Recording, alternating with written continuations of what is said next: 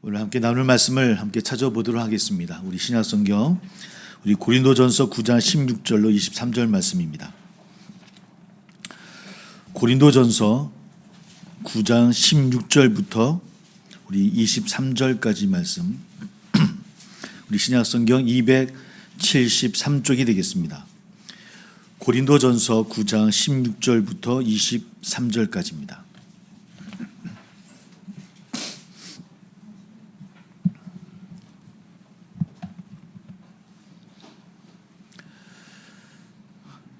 우리 같이 함께 봉독하겠습니다. 같이 시작. 내가 복음을 전할지라도 자랑할 것이 없음은 내가 부득불할 일임이라. 만일 복음을 전하지 아니하면 내게 화가 있을 것이로다. 내가 내 자의로 이것을 행하면 상을 얻으려니와 내가 자의로 아니한다 할지라도 나는 사명을 받았노라. 그런즉 내 상이 무엇이냐? 내가 복음을 전할 때 값없이 전하고 복음으로 말미암아 내게 있는 권리를 다 쓰지 아니하는 이것이로다. 내가 모든 사람에게서 자유로우나 스스로 모든 사람에게 종이 된 것은 더 많은 사람을 얻고자 함이라.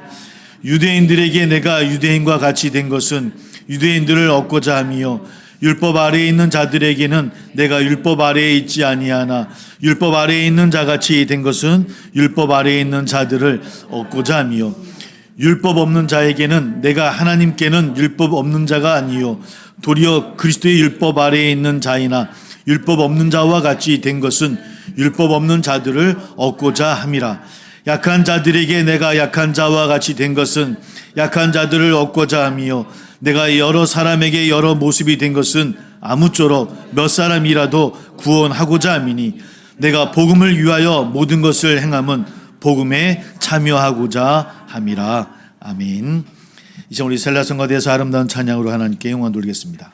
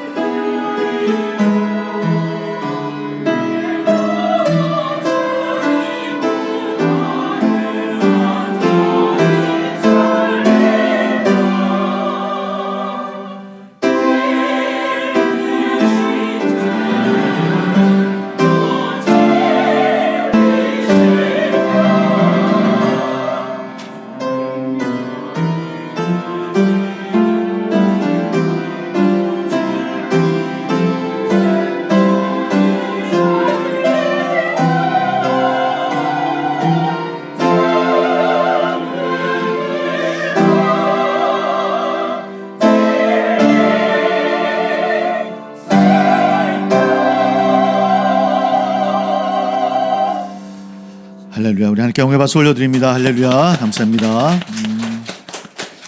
우리 잠깐 기도하겠습니다. 사랑해 주님 감사와 영광을 돌립니다. 오늘도 하나님께 영광을 돌려 찬양할 수 있는 시간을 저희 허락해 주시고 또 함께 해주심을 감사와 영광을 돌립니다. 우리 명절을 맞이하여 우리 함께 기뻐하며 나누는 귀한 시간을 우리가 누립니다. 그러나 그러함에도 또 가족과 떨어지고 또 어려운 가운데서 또 눈물로 기도하는 우리 이들도 있는 줄 압니다. 하나님 그들 모두에게도 위로함과 함께하여 주셔서 주님 함께하심을 늘 잊지 않게 하여 주시옵시고 주님 바라보고 나가는 우리 모두 될 수 있도록 함께하여 주옵소서. 조금 더 주님을 바라보며 좀 더 주의 사랑으로 세상을 바라보게 도와주시고 나누며 베푸는 그냥 우리의 삶이 되어지게 하여 주셔서 좀 더 환하게 웃을 수 있는 또 함께 주의 사랑을 펼칠 수 있는 귀한 출발에 서는 우리 모두 될 수 있도록 주님이여 함께하여 주옵소서. 오늘 그 마음으로 함께 예배합니다. 하나님 기뻐 받아 주시고 특별히 하나님이 그런 가운데도 눈물로 기도하는 육신의 아픔으로 함께하는 성도들도 있는 줄 압니다. 주님의 능력의 손으로 안수하여 주셔서 우리 삶 가운데 나음과 회복의 일들이 일어날 수 있도록 주께서 허락하여 주옵소서. 오늘 주님 앞에 귀한 예물로 드려진 손길이 있는 줄 압니다. 하나님 기뻐 받아 주옵시고 충만케 해주시고 보이지 않는 곳에서 교회와 성도님들을 위해 헌신하며 눈물로 기도하는 귀한 마음도 있는 줄 압니다. 다 받아주셔서 하나님이여 충만함으로 나누며 베푸는 복도 허락하여 주옵소서. 말씀 가운데 은혜 허락하여 주옵시고 오직 주님만이 영광받아 주옵소서. 예수님의 이름으로 감사하며 기도하옵나이다. 아멘. 우리 함께 서로 인사 나눕니다. 다시 한번 새해 복 많이 받으시라고. 또 다른 새해입니다.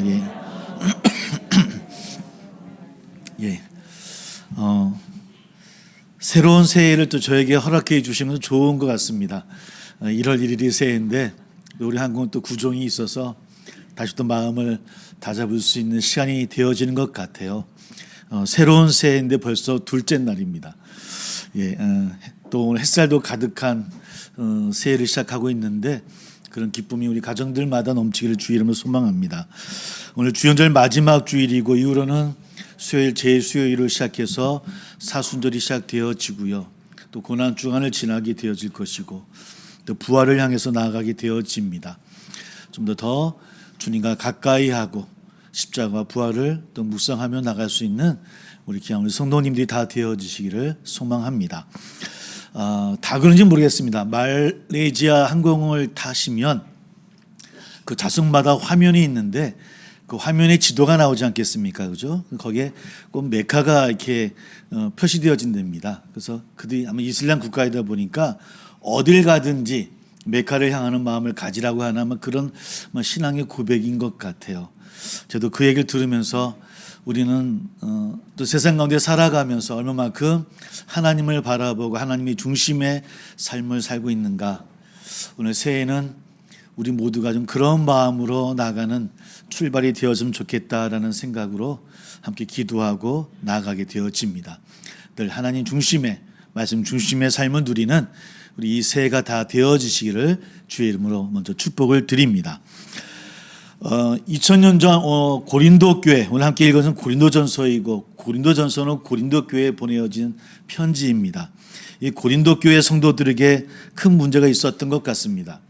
아마 사람들은 시장에서 고기를 구입하게 되어졌는데 대부분 우상의 제물로 바쳐졌던 고기들이 시장으로 나오게 되어집니다. 고린도에는 아폴로, 디오니소스, 또 포세이돈 등 각종 신들을 섬기는 신전들이 있었고요. 또 여러 가지 많은 또 우상들이, 우리는 우상이겠죠. 그들은 신이었지만 또 바치는 제물들이 있었습니다. 그 가운데 대표적인 비너스 신전이라고 있었습니다.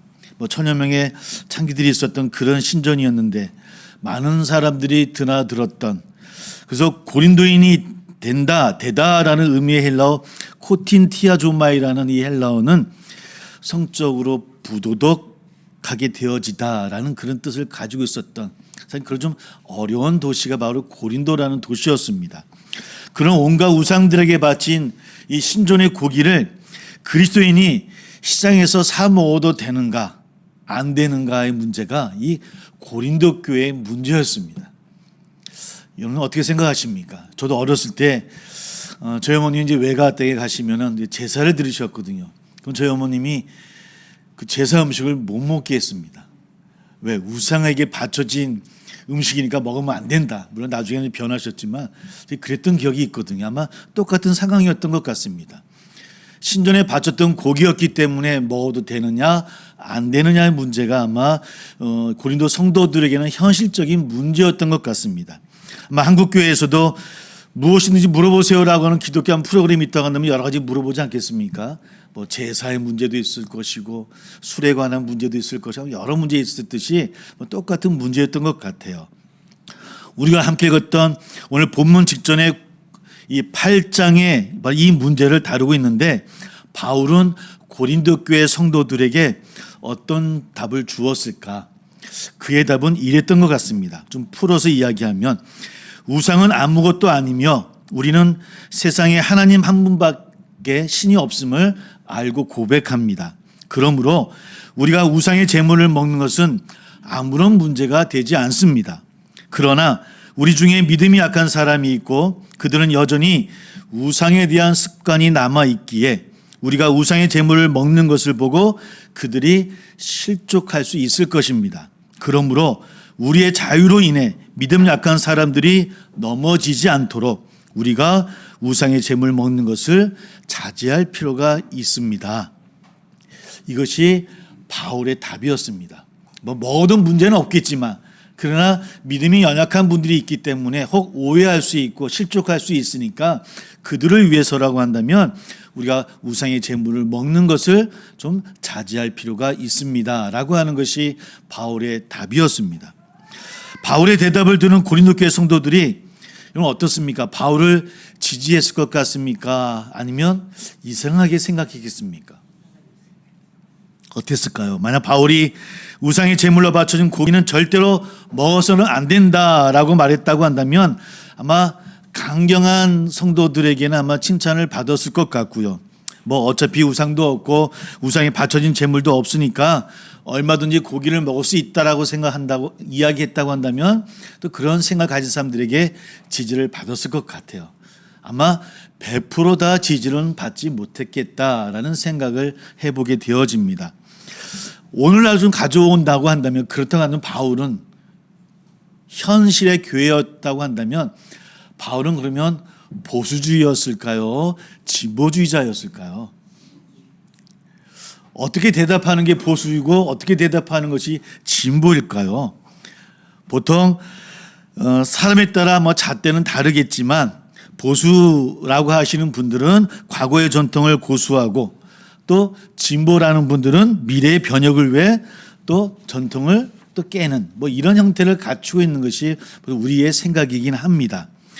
본문은 바울을 사람을 얻기 위해 율법 없는 자같이 행동했다라고는 말씀 가운데 이야기하고 있죠. 물론 이는 율법을 포기했다는 것이 아니라고 하는 것을 우리는 잘 알고 있습니다. 율법보다 사람이 더 중요하기에 그렇게 행했다는 뜻일 겁니다. 그렇죠. 율법이 중요하지 해서가 아니라는 겁니다. 그러나 율법 없는 자같이 행동했다고 한다면 아마 그 당시 고린도 성도들에게 바울은 어떻게 보였을까요? 요즘으로 이야기하면 저 사람 진보적인 사람 같은데 아마 이렇게 듣지 않았을까라는 생각을 해보게 되었죠. 그러기에 그 당시 유대인들 보수라고 얘기할까요? 보수 유대인들이 40여 명이 모여서 바울을 죽이려고 하는 동맹을 맺기도 하는 사건이 일어납니다. 야, 저 바울은 안 되겠다. 너 생각이 너무 많이 나간다. 살려서는 안 되겠다라고 해서 유대인들이 40명이 모여서 바울을 어떻게 하면 처치할까라고 하는 동맹을 맺은 이야기들이 사도행전 23장을 읽어보면 나와요. 그만큼 바울도 사실은 옳고 그름의 문제가 참 어려웠었다고 하는 것이죠. 또 다른 관점에서 보면 보수의 생각을 가진 생각들을 가진 분들은 현실 이익을 추구하고 또 그렇게 행한다고 보면 또 바울을 사람들을 얻기 위함이기 때문에 이익을 얻기 위함이라고 생각한다고 한다면 또 보수주의자라고 볼 수도 있을 것 같아요. 하지만 바울이 위대한 점은 우리가 알고 있듯이 강자와 약자 사이에서 늘 약한 자의 편에 섰던 사도였다라고 우리 너무나 잘 알고 있습니다.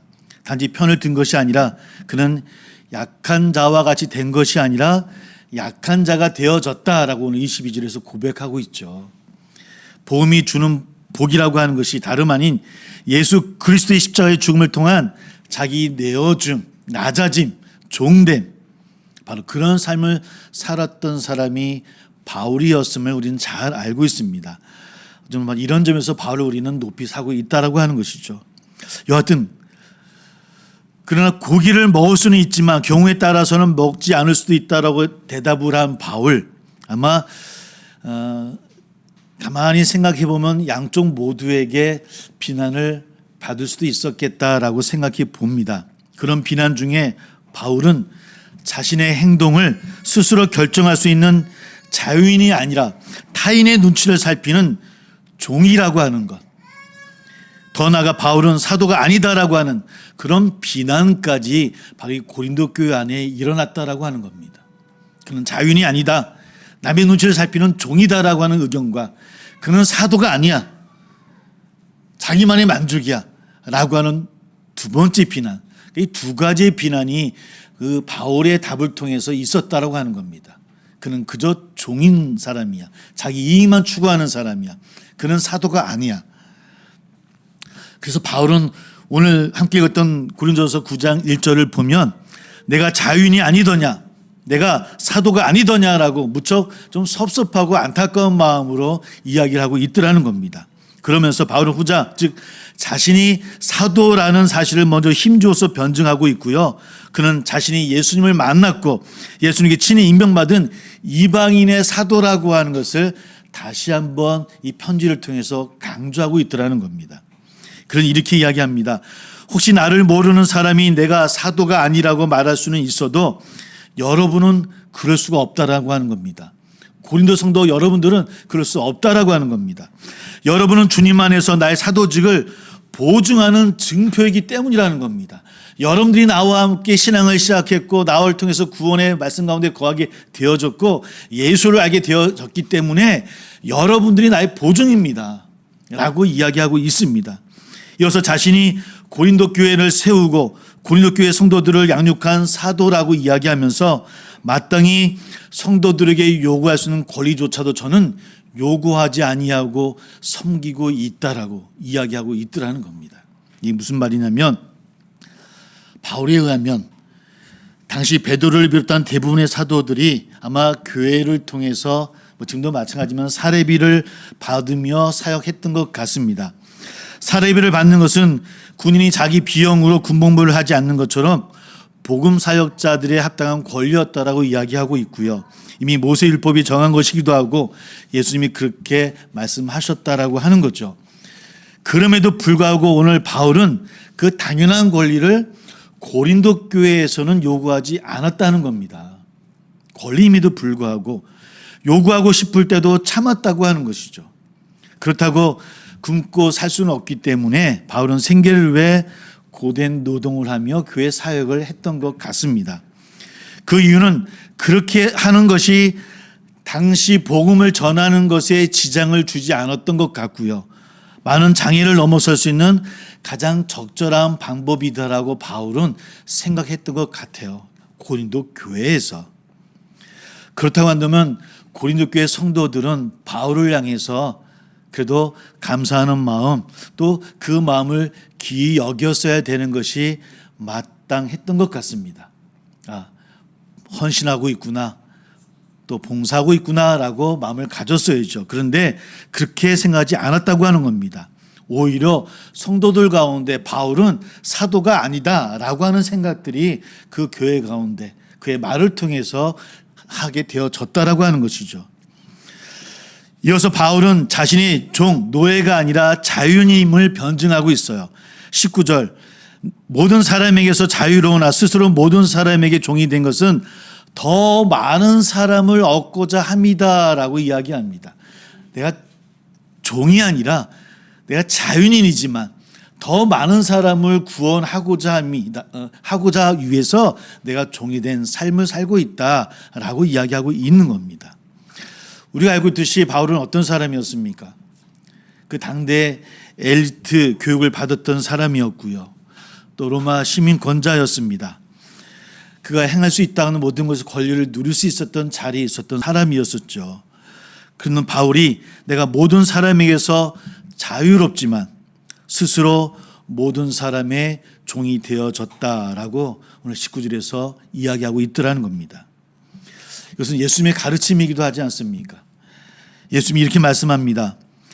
사람들의 의미로 주관하고 고관들이 권세를 부리는 줄을 알거니와 너희 중에는 그렇지 않을지니 누구든지 크고자 하는 자는 섬기는 자가 되고 누구든지 으뜸이 되고자 하는 자는 모든 사람의 종이 되어야 된다라고 하는 것이 예수님의 말씀이었고 바울은 그 말씀대로 행하고 있더라는 겁니다.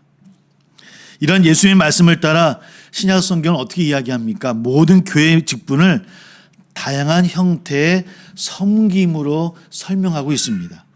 사도도, 교사도, 선지자 등도 모두가 섬기는 자라고 표현하고 있더라는 것이죠. 바울은 더 나아가서 자신을 종이라고 이야기하고 있어요. 섬기는 자. 한 원로 교수님이 한 글에서 한 제자를 향해서 이런 제목으로 글을 쓰신 게 있어요. 참 답답한 사람이다라는 제목으로 글을 쓰고 있는데 그 이야기는 이런 이야기입니다. 아마 가르칠 때도 아마 공부를 잘했던 아마 제자였던 것 같은데 그 제자가 목회를 시작했는데 아마 아주 농촌 목회를 시작했던 것 같아요. 한 17년간 농촌 목회를 하면서 이제는 한 명의 장로님과 또 뭐 4명의 권사님, 3명의 안수 집사님을 둔 뭐 또 교회로 이게 성장을 시켰던 것 같아요. 그 교수님 보시기에는 뭐 요즘도 보기 드문 품성을 가진 목사님이시고 그래서 좀 더 큰 교회 또 가설에도 잘 목회하실 수 있는 분이라고 생각했는데 다음 목회지를 또 정해서 가게 되어지는데 또 시골 목회를 향하더랍니다. 그겐 더합니다. 90대 할머님이 한 분 계시고요. 80대 어르신이 4명, 60대, 70대 되시는 분이 4사람이 다인 교회를 향해서 나가더랍니다. 아무리 생각해도 효율적이지 않더라는 겁니다. 교수님 생각하기에. 그래서 너무 답답하다라고 생각했대요. 근데 기도하고 살펴보는 가운데 이런 생각이 들더랍니다. 하나님 나라의 사역의 가치는 어디에 있을까? 효율성을 찾아야 되나? 생산성인가? 아니면 그 규모의 크기에 따르는 것일까? 하나님 나라의 사역은 거기에 있지 않구나. 어쩌면 예수님이 이 땅에 오신 그 자체가 낭비의 모습을 보여주신 주님의 모습이라고 한다면 하나님 나라의 사역의 가치는 다른 곳에 있다라고 하는 것을 이 시대에도 그런 목회자들이 많이 있다라고 하는 섬기는 목회자들이 있다라고 하는 그분이 나의 제자라고 하는 것이 너무 자랑스럽다라고 그 누구 교수님은 그의 글에서 이야기합니다. 섬기는 자가 바로 그런 자인 것 같고요. 바울 스스로가 바로 그렇게 종이 되어졌다, 섬기는 자가 되어졌다라고 이야기하고 있더라는 겁니다. 오늘 우리 교회 안에도 여러 직분이 있습니다. 목사가 있고 장로님이 계시고 집사님이 계시고 권사님이 계시고 안수 지사님도 계십니다. 여러분 모든 직분은 섬김의 모습이 다를 뿐이지 차별은 없음을 꼭 기억해 주시기를 소망합니다. 섬김의 모습이 다를 뿐입니다. 목사가 높고 높낮이가 있는 것은 아닙니다. 제가 키도 크지도 않습니다. 다 주님 안에서 한 성도입니다. 직분자들은 예수님과 사도들의 모범을 따라서 섬김을 통해 성도들의 존경과 또 영적 도덕적 권위를 얻어야지 잘못된 사제주의나 비성경적인 권위로 위치를 바라보면 안 된다고 하는 것이 성경의 가르침이기도 합니다. 그래서 수범에서 나가는 우리 섬김의 직분자들이 되어져야 될 것이고요. 마찬가지로 성도님들은 수범에 섬기는 그분들을 또 존경하고 또 섬기는 우리 귀한 우리 공동체가 되었으면 참 좋겠다라고 하는 그런 마음을 갖게 되어집니다. 한편은 어떤 사람들은 바울이 자신의 이득을 위해서 더 많은 사람을 얻으려고 일부러 그러는 게 아닐까 오해했던 사람들도 있었던 것 같습니다. 즉 자신의 이익을 구하기 위해서 아마 저러나 보다 뭐 그럴 거야 라고 생각했던 것 같습니다. 그래서 유대인 앞에서는 그가 마치 율법이 있는 사람인 것처럼 행하고, 이방인 앞에서는 반대로 율법 없는 사람처럼 행하는 것이 좀 이기적이다, 줏대가 없다 라고 아마 생각하는 사람들이 있었던 것 같아요. 그것은 사실입니다. 바울은 그랬던 것 같습니다. 유대인들 앞에서는 율법이 있는 사람처럼 행했고요, 이방인들 앞에서는 율법이 없는 사람처럼 행했습니다. 그러나 바울에게는 분명한 목표가 있었다라고 하는 겁니다. 그것은 유대인이든 이방인이든 아무 차별 없이 모든 사람에게 예수 그리스도의 하나님의 나라 복음을 전함으로 구원에 이르게 하기 위함, 그 분명한 목표가 있었다라고 하는 겁니다. 22절에 내가 여러 사람에게 여러 모습이 된 것은 아무쪼록 몇 사람이라도 구원하고자 함이니 라고 이야기합니다. 내가 그렇게 행한 것은 몇 사람이라도, 한 명만이라도 더 구원하기 위함이라고 하는 것이 바울의 마음이라고 하는 겁니다. 또 어떤 고린도 교회 성도들과는 또 다르게 바울이 경제적 이득을 취하려고 사람들의 마음을 얻으려고 한 것은 아니겠느냐라고 생각했던 사람도 있는 것 같습니다. 그래서 인맥을 만들려고 한다는 것이죠. 요즘으로 이야기하면. 바울은 오직 예수 그리스도 안에서 구원받은 하나님 나라 백성을 얻기 위해서, 예수 그리스도의 구원의 복음을 널리 전하기 위해서 여러 모습으로 사람들에게 아마 나타내어졌다라고 하는 것, 여러분 또 기억해 주시를 바랍니다. 바울은 그렇게 자신이 만난 사람 중에서 아무쪼록 몇 사람만이라도, 한 명만이라도 구원을 얻게 하려고 그들에게 일일이, 요즘 말로 이야기하면 눈높이로 다가갔다고 하는 겁니다. 맞게. 심지어 약한 사람들을 얻기 위해서 스스로 약한 자가 되어졌다라고 스스로도 이야기를 하고 있더라는 것이죠. 오늘 우리들은 어떻습니까? 오늘 우리의 교회는 어떻습니까?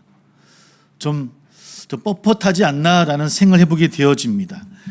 요즘으로 이야기하면 유대인들에게도 내 방식대로, 이방인들에게도 내 방식대로, 어디든지 내 방식대로만 고집하는 것이 오늘 우리들의 모습은 아닌가라고 우리의 모습을 한번 되돌아보게 되어집니다.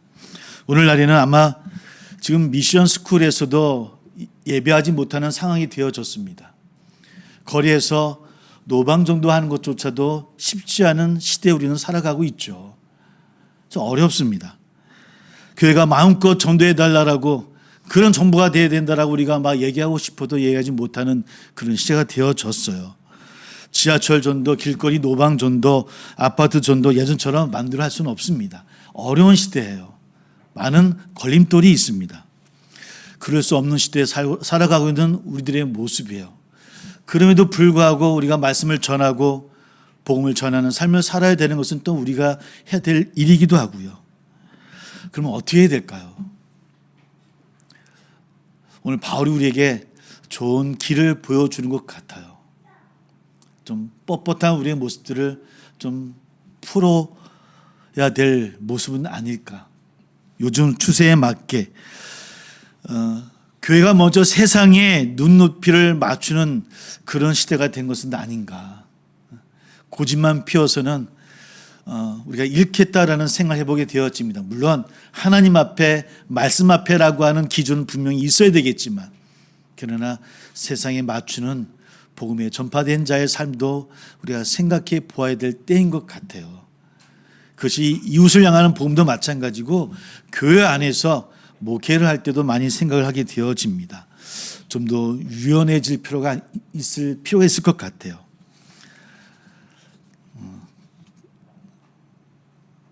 먹을 수 있고 먹지 못하는 게 있을 터인데, 그러나 필요하다고 한다면 먹을 수도 있는, 교회가 일관성도 없고 원칙도 없어서 그런 게 아니라 오늘 22절부터 말씀하고 있는, 내가 여러 사람에게 여러 모습이 된 것은 아무쪼록 몇 사람이라도 구원하고자 함이니 내가 복음을 위하여 모든 것을 행함은 복음에 참여하고자 함이라라고 하는 말씀. 그 말씀을 다시 한번 새기게 되어집니다. 그러고 보면 우리가 복음을 전하는 것에는 익숙해도 복음에 참여하는 것에는 익숙하지 않는 것이 저나 우리들의 모습인 것 같습니다. 복음에 참여하는 것이 무엇이겠습니까? 곧 복음을 살아간다는 것이 아니겠습니까? 복음의 삶. 그것은 다시 말해서 우리가 세상 속에서 하나님 나라를 살아가는 것 아니겠습니까? 하나님 나라의 삶을 보여주는 것 아니겠습니까? 그리고 그런 삶의 방식에 누구보다 익숙했던 사람이 오늘 말씀을 통해 보니 바울이었던 것 같습니다. 바울은 우리가 알고 있듯이 능력에 사로잡힌 성령 충만했던 사람이었습니다. 그가 지니던 손수건이나 두르고 있던 앞치마를 아픈 사람 위에 놓기만 해도 병이 나는 능력이 있던 사람이었습니다. 귀신이 쫓겨나갈 정도로 능력이 강했던 사람이었습니다. 그러나 그에게 중요한 것은 그런 능력이 아니었습니다.